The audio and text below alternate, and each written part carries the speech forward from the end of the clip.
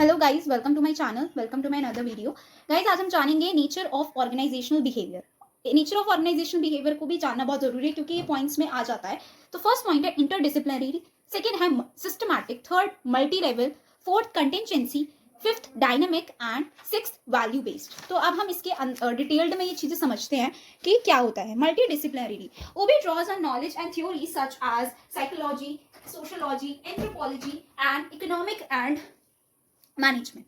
तो इंटरडिसिप्लिनरी की ऑर्गेनाइजेशन में हम मतलब कि ओबी ड्रॉ मतलब नॉलेज प्रोवाइड करता है साइकोलॉजिकली, सोशोलॉजिकली। तो ये चीजें मैनेज करता है ह्यूमन बिहेवियर के लिए। Second point is systematic.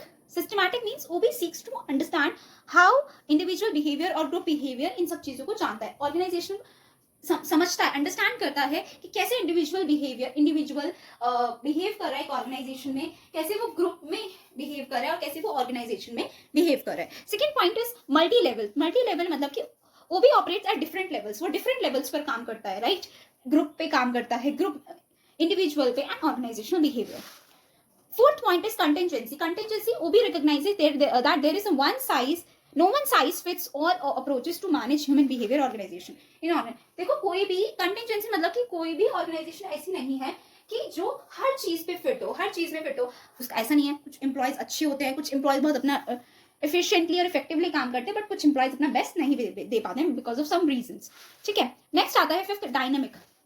OB recognizes that human behavior in organization is continuously changing, right? अब ऑर्गेनाइजेशन बिहेवियर में ये जो लाइक ऑर्गेनाइजेशन में बहुत सारी चीजें चेंज होती रहती है। तो डायनेमिक है, कभी हमने कोई पोर्टल में चेंजेस ला दिए या फिर कुछ टीम में ही चेंजेस कर दिया कि आप इस टीम से आप मूव कर दे गए हो कि किसी और टीम में जाके काम करना है, बिकॉज ऑफ कि हर एम्प्लॉय की कैपेबिलिटीज देखी जाती है। माइट भी वो किसी टेक्निकल चीजों पे ना काम कर पा रहा हो, ना बेस्ट दे पा रहा हो, क्या पता वो नॉन टेक्निकली चीजों पे काम अच्छे से कर पा रहा है, तो उसको मूव कर दिया जाता है। तो ऑर्गेनाइजेशन चेक करती रहती है उसकी प्रोडक्टिविटी, उसकी एफिशिएंसी चेक करती थी कि वो किसमें ज्यादा बेस्ट है, उसकी जो टैलेंट है वो दिखती रहती है। ठीक है, तो इसी को ही ऑर्गेनाइजेशनल बिहेवियर को ही आगे प्रमोट किया जाता है। तो इसी वजह से डायनामिक है, कॉन्टिन्यूसली चेंजेस करते रहते हैं।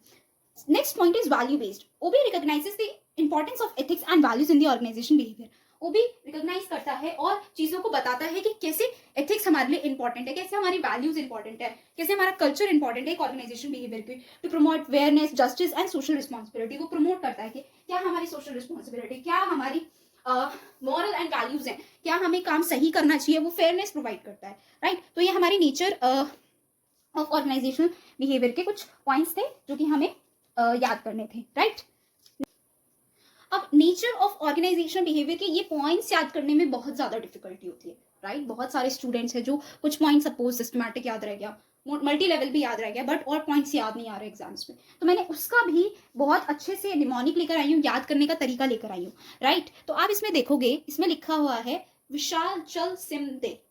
आप कभी कभी कोई चीज किसी से पूछते हो, लाइक मांगते हो कि यार मुझे मेरा फोन दे या फिर चल मेरे पैसे दे। ठीक है, तो मैंने यहाँ पर इसलिए ये वर्ड यूज करा सिम, क्योंकि इससे हमारे सारे वर्ड्स कनेक्ट कर रहे थे। तो विशाल की जगह आप कोई और भी अपना फ्रेंड ले सकते हो, विशाल की जगह विष्णु कर सकते हो, या फिर लड़की के लिए, गर्ल के लिए बात करूं तो आप विशाली कर सकते हो, विभूति कर सकते हो, बहुत सारे से वर्ड्स है। तो आप अपने अकॉर्डिंगली जो भी आपके ग्रुप में हो, आप उसके अकॉर्डिंगली यहाँ पर नेम चेंज कर सकते हो। ठीक है, पर वी होना चाहिए, वी के नाम से होना चाहिए। ठीक है, तो विशाल चल सिम दे, तो इसके अंदर विशाल, वी